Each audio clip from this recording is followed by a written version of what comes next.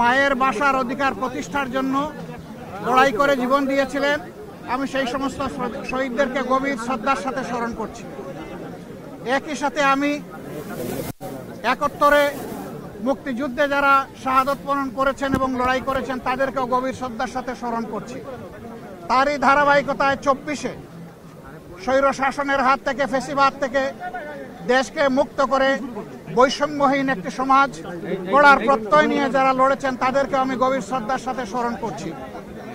এই 3 পর্যায়ে যারা দুনিয়া থেকে বিদায় নিয়েছেন, মহান আল্লাহর দরবারে দোয়া করি আল্লাহ তাদেরকে শহীদ হিসাবে কবুল করুন। আমিন। আহত হয়েছেন, ক্ষতবিক্ষত হয়েছেন, তাদের প্রতি সমবেদনা প্রকাশ করার পাশাপাশি আল্লাহর দরবারে দোয়া করি আল্লাহ তাদেরকে সুস্থতার নিয়ামত দান করুন। আমি এসেছিলাম বই মেলা দেখতে। আলহামদুলিল্লাহ, এখানে প্রত্যেকটি স্টলেই উপচে পড়া পাঠকদের ভিড়, উৎসুক জনতার ভিড়, এমনকি ছোট ছোট শিশুরাও এখানে চলে এসেছে। যদিও আজকে শিশুদের জন্য আলাদা দিন নয়, তারপরে অনেকে তার পিতামাতার সাথে এখানে চলে এসেছে।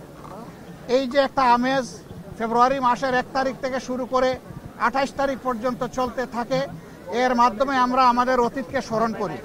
যে জাতি তাদের অতীত এবং ঐতিহ্যকে ধারণ করে, স্মরণ করে, সম্মান করে, সেই জাতি সামনের দিকে এগিয়ে যেতে পারে।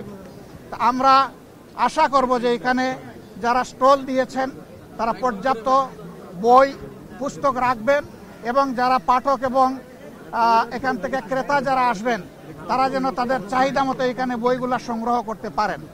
সর্বোপরি আমরা আশা করব অত্যন্ত শান্তি এবং শৃঙ্খলার ভিতর দিয়ে উৎসব মুখর পরিবেশে বাকি সময়টাও যেন 28 তারিখ পর্যন্ত এইভাবেই অতিবাহিত হয় এবং পাঠককুল যেন তারা তৃপ্তি নিয়ে এখান থেকে তাদের চাহিদা এবং প্রাণের বইগুলা সংগ্রহ করতে পারেন।